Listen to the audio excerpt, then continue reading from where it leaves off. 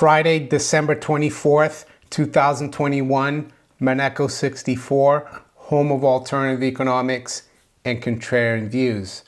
So we're going to look at water today, and it seems like the bankers want to come after our water, just like they've gone after carbon to try to manipulate the way people live, the way the economy runs.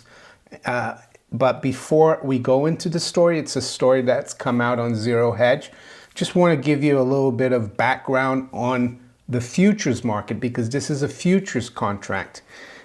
And of course, we know from the precious metals market and many other derivatives markets that the bankers dominate these derivatives, not only exchange traded, but over the counter. And why do they do that? Well, because there's a lot of leverage in these derivatives. You can always leverage when you trade futures. And they have access to the Federal Reserve spigot of reserves. To them, it's called reserves, but it's really money. It's money on their terms, right?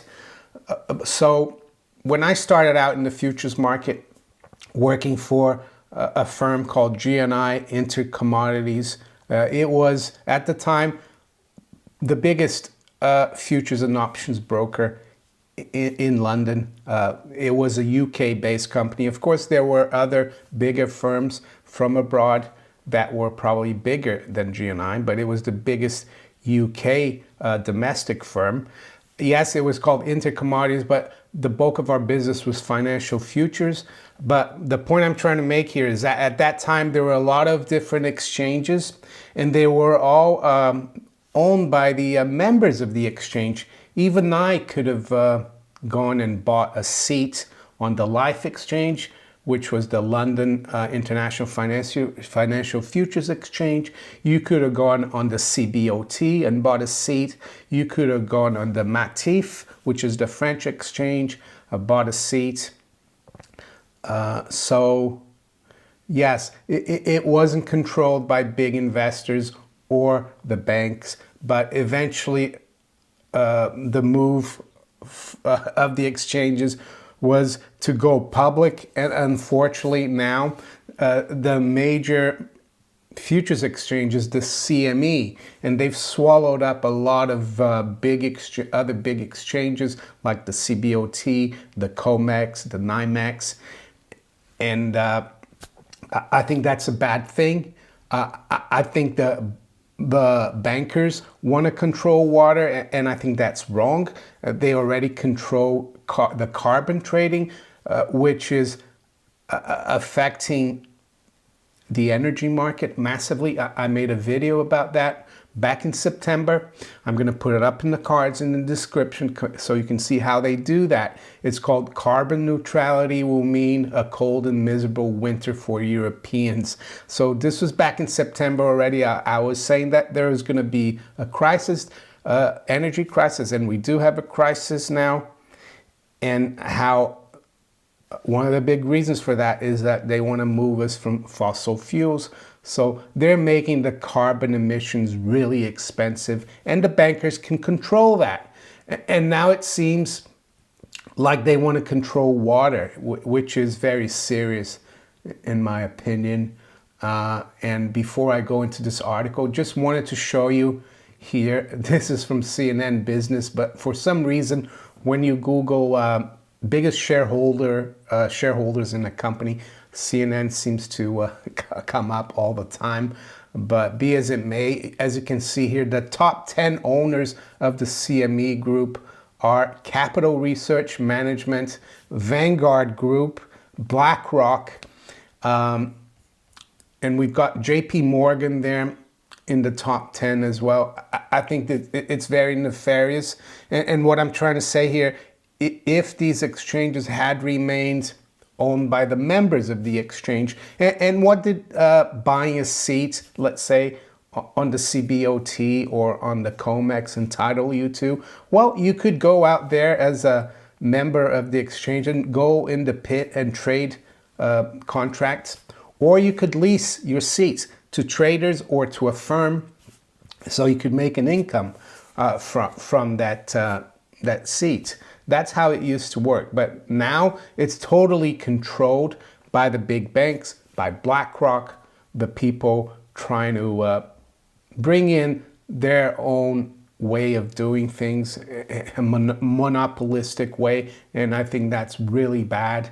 So let's quickly go through this article here. 130 groups ask CFTC to shut down dystopian water futures market. One thing I would say about the CFTC, they're controlled by the bankers, believe me. They're not there to help the small guy. So I doubt they'll do anything about this, unfortunately. But let's go further here. It says about 70% of the world's surface is covered in water. Only 2.5% of its fresh water is suitable for human consumption. By 2050, 2/3 of the world's population will be affected by water scarcity. Last year, Wall Street recognized this trend by commodifying water on the Chicago Mercantile Exchange, CME.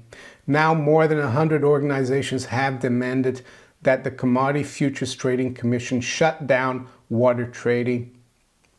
National Advocacy Organization, Food and Water Watch, and 138 other organizations penned a letter to CFTC on December 20th requesting CME to halt all trading of the NASDAQ VELS California Water Index Futures, the world's first water futures contracts based on water rights in severely drought-plagued California. Water Index Futures trades are contrary to the public interest as they involve the trade of an essential resource, wrote Food and Water Watch. The letter argued that water is essential for life and not a commodity. It said the contracts undermine California's state law and beneficial use doctrine that prohibits entitlements from being used for speculative trading. Zach Corrigan, senior attorney for Food and Water Watch, said the commission should reject this shoehorn attempt to drive investor profit under a federal law never meant to apply to a common public resource managed by the state for the public welfare. Since the water contracts began trading last December, market participants have traded approximately $1.1 billion worth of spot water, each contract equivalent to a 10 acre feet of water. The letter warns large institutional firms could corner the market and implement strategies to hoard water, thus raising water prices, which would be devastating for households and farmers on the ground. I agree with that. And yes, I am a proponent of free markets, but there is a limit to something like water. It's almost like trying to commodify or commoditize, I'm not sure what the right term is, the air, saying that the air is so precious that you can only go out for 2 hours a day. Where are they going to stop, right? Free market advocates claim that markets create efficiency, but the outcome is usually dystopian and horrifying, said John Asprey, an organizer with Food and Water Watch.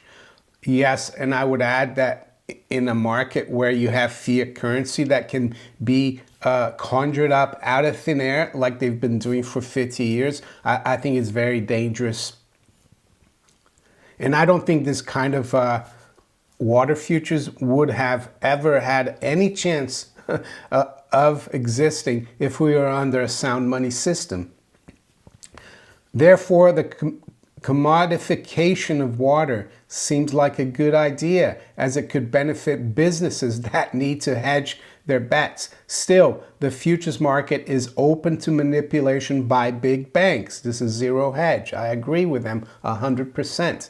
as we all know, in the precious metals space. So there you go. I think we need to keep an eye on this. I think it's a very dangerous and ominous development. I think the energy crisis we're having in Europe right now is partly engineered, and they've been able to do that by driving up the carbon emission prices, because carbon emissions, especially in Europe, allow you to lower your carbon footprint. But if it's really expensive, then it's going to drive up the price of natural gas, because natural gas is the least polluting of the fossil fuels. And I think they're doing that by design to drive the economy into renewable energy. And I don't see anything wrong with renewable energy, but it should be done naturally through natural market forces, not through people like BlackRock and JP Morgan, Goldman Sachs doing it for the central bankers and the World Economic Forum, right?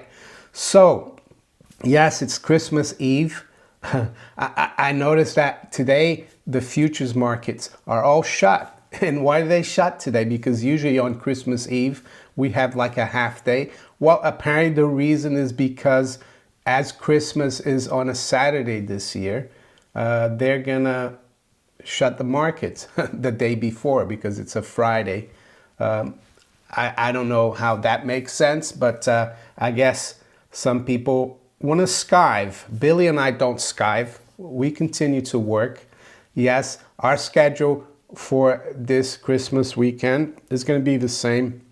Tomorrow, I'm going to publish the Mike and Mario show. So you're going to have a video tomorrow on Christmas Day if you want to watch it, if you're not that busy with the family, or if you have a little bit of time. And then I'm going to be doing, we're going to be doing the live stream on Sunday as normal anyway.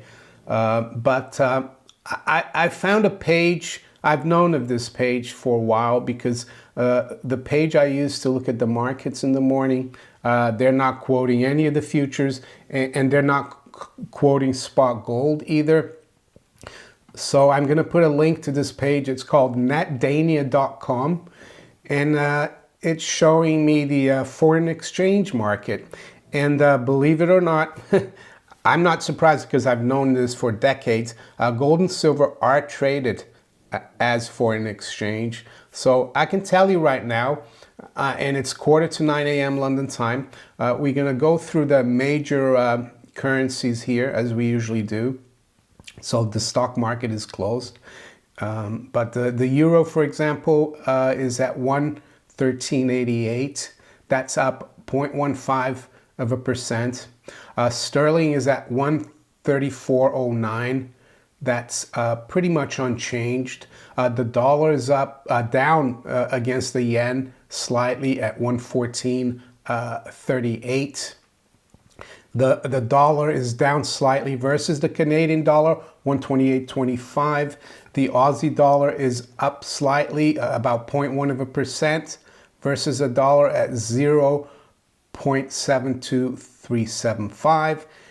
And the dollar is down about 0.1% versus the yuan at 636.87.